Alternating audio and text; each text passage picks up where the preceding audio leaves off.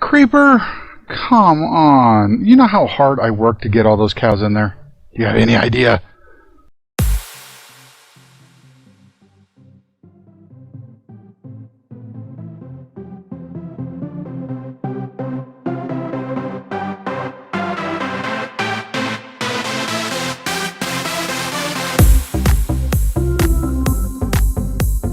If you remember, I was having some problems with the dropper elevator, the Dropovator.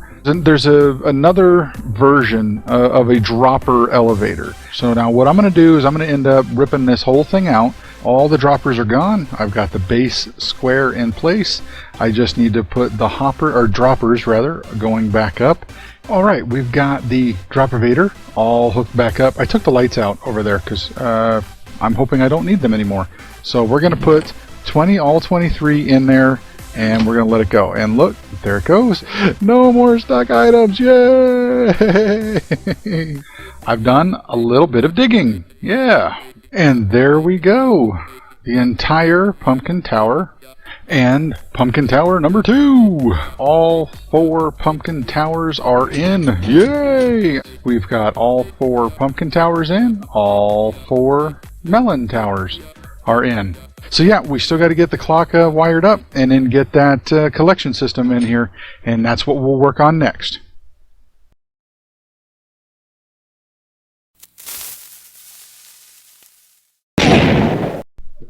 No, what? Oh. Creeper, come on. You know how hard I worked to get all those cows in there? Do you have any idea? Okay. Looks like someone's having steak tonight. Alright, so why don't I give you a quick tour of what is this whole thing doing, how it works, insides and outs, and we'll get this sucker moving, alright? Got the towers here, all of them are in. I went ahead and replaced the floor with half slabs. It's all well lit, so I did it on the top side just to give a little bit more room down here, headroom. It doesn't feel so cramped. But what we've got as far as, let's take this in sections. Let's go first with the transportation, let's say, the movement of the items, and that's the glass and the water. And right here you can see what I have is there is a water stream that goes all the way from the very top center and comes all the way down through those holes. And it comes down and hits this little tunnel, if you will. It comes down and shoots over to the center. Every single one of these, down, center, down and to the center, down to the center. So, and then the same thing on the other side. They come down and into the center here.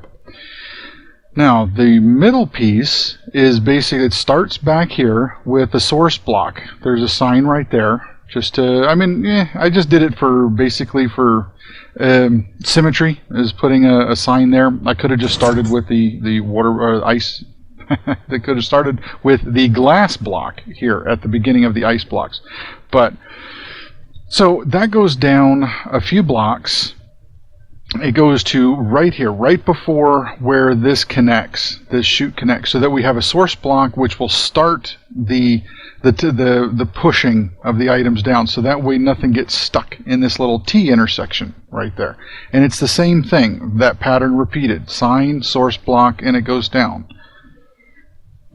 Sign, source block, and it continues down. And all I have right here is I just have some chests right here at the end, so that because we'll eventually hook all these together with the other farms, but for right now I just wanted to collect. And I ran a couple of tests, and you can see that it is working fantastic right here. So now let's go check out the redstone. So the redstone for this is pretty straightforward going up, but underneath it goes from medium to a little complex. So right here on the tower, each of the towers, as you saw during the builds, there is a torch tree that goes all the way up and in opposing corners, and they power the 4 pistons on every other level. Pretty straightforward, pretty standard. And you can see that there is a torch tree. That torch tree continues down below. So we have this one is powering this block, which has this guy off. which allows this one to be powered, which turns this one off so that the pistons are retracted, powering this one, unpowering that one, so this piston is retracted, so forth and so on, all the way up at the top, so that all the pistons by default are retracted. The idea, though, is that we want to send a pulse up this tree that will cause the pistons to extend and retract real quick. Well, so we bring the torch tree for every single tower down below the floor. You can see on either side here, and it's just the same. They got on this corner, and then there's one on this corner. So you got the far corner, this corner, far corner, this corner for each of the towers. Now, what I've done is at each one of these here, on the back side of the block, there's a repeater going into that block. There's a bit of redstone dust you can see right here that comes down, makes its way down to the floor. And all I did was take each of these nodes, if you will, the tree, and I connected them together on opposing sides of the room, so that the torch tree comes down, turns into redstone dust there, torch tree comes down, turns into redstone dust there, connects and hooks into a repeater. And this repeater here, all that does is make sure that we get a solid signal all the way across. But at the same time, it's going to cause these two towers to fire, then a very brief moment later these two will fire, and then so forth and so on, so that all 8 towers don't go off at exactly the same time. There is a little bit of a succession to each one, starting with the 2 in the back, then the next 2 forward, the next 2 forward, and finally the 2 in the front. Now, the really tricky part is this guy right here. There's 2 parts. There is a clock right here. There's a hopper timer clock, and then there is this little guy right here is what generates the pulse that goes out into the rest of the system. We have 2 hoppers right here, back to back, or front to front actually. As you can see, they're actually pointing into each other, and if I hook into it, you see that this is almost ready to fire. And let's take a look. Watch. This comes back. This block is this block right here, this guy is sitting over a torch which powered this block, powered this redstone, and for the briefest moment while this guy was retracted, the signal went through this block and into this repeater. And because we have a delay, this repeater will allow that signal just to be, a 3-tick long pulse. Now I broke it here just so that we don't have these things firing off while I'm explaining this. But and then at the same time that pulse came through here, for the briefest moment it goes through this repeater and will head off. But at the same time it powers this piston, causing it to extend and cutting the signal off. So you just get that very, very brief signal pulse. Now the timer here, the hopper, you can see there's 3 full stacks is what I have in there right now. When this guy here completes, this signal here will fade to nothing, causing this piston to retract. This will be at full signal, causing this one to extend, as you saw it just did. It depowers because this piston arm cuts off the signal from that torch. It depowers this block and causes this piston here to retract, bringing the block back down again, setting it up ready to go for the next round. And now these 3 stacks are now filtering back into the other hopper.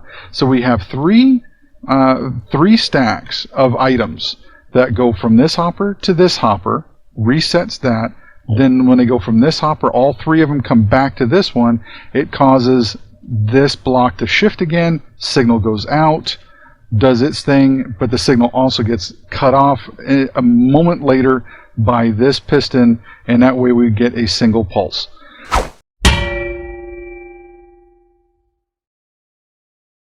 And when that pulse fires, all the pistons will go off and we'll collect the loot. So let me hook this thing up. You'll see it almost ready to go. And we'll hit up here, and we'll watch that thing trigger. Okay, just a few moments more. We'll watch this guy trigger. And there they go. All of them fired. all the towers sent their goods down the way. You can see them being collected here by the hopper. And they're going in. Look, there they all are. That is for all 8 towers, the goods that came out of them. Now, because of the level that we're at, we are getting some squid spawning, and so we're getting some ink sacs too. Unintentional, but it just has to do with the level that we're at. And I don't remember. I think it was like 49 to 63 or 42 to 69, something like that is the levels. And we are at 35, but the towers go up. So the towers are like right in the Goldilocks zone for squid spawn.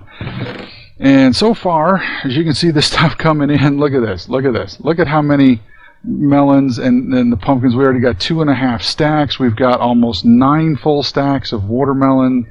Almost a full stack of ink sacks. Like I said, that was not a goal of this system, but that is the way this thing works.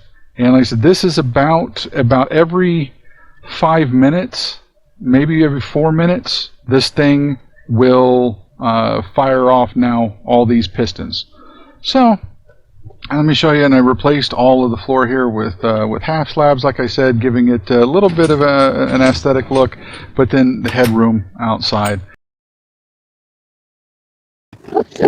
And I have got Enderman everywhere here for some reason, but I went ahead and put glass all the way up the front, all the way to the top.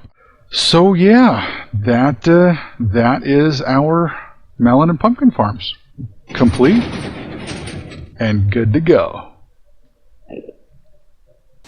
I just wanted to show you that I did repair the damage that creeper. I tell you, I do not know where that creeper came from. I swear I was coming down this hallway here. I just was on a roll. I jumped, landed on it, went through the door just like that. And as I got to right here, all I heard was that tss, and boom. Never saw him. Didn't have any warning. Next thing I know, I'm across the room and I got cows everywhere. So, but I fixed it, got it back working again, and if you notice, I've been feeling like I had a very low number of cows in here. So what I did is I just used a piston to push the block in on either side, so that way I could breed the cows and they would stay up there without falling down.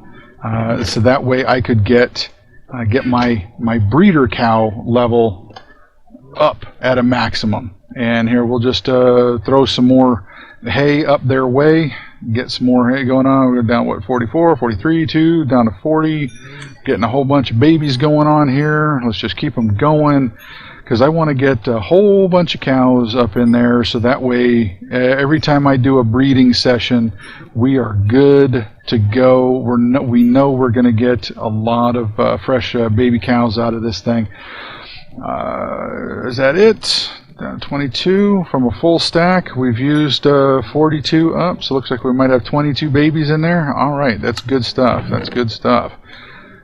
And the reason that I'm doing that is because I have a desire for a bookstore that I want to put into Spawn Town. Going to do, I think, books. Not like I'm going to run out of paper over there anytime soon. And then with the leather, we can make a lot of books. We can do, and we can get working on our second store in Spawn Town, like I said. So, and I already have an order ready to go. So I'm gonna need as many cows as I can get. So, all right, that does it for this episode. I appreciate you guys watching and seeing what I'm doing. I hope to see you back here again next time. All right. You have a great day. I'll see you later. Bye-bye.